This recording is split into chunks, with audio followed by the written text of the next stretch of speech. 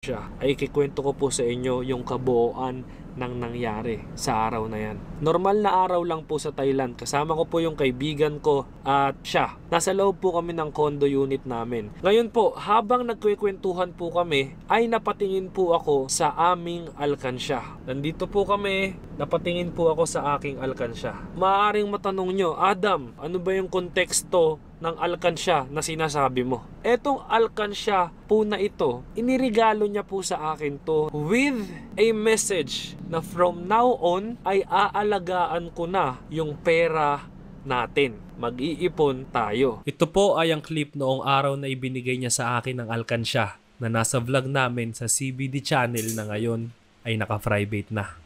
Future you is very important, right? And you've told me about your goals and stuff around having like mega savings and all that. And you've also told me about how like sometimes you feel like it comes in and it's gone and it comes in and it's gone. And even if you want to put savings away, sometimes it can be really hard. So I have a solution that involves both of these things. So the thing with savings is you need to have savings, yes, blah, blah, blah, but you also need something tangible. As you said, as a man, you need something tangible. But you need something that you cannot touch. This is a minion. Yeah. Money box that you can only get the money out by smash and destroy.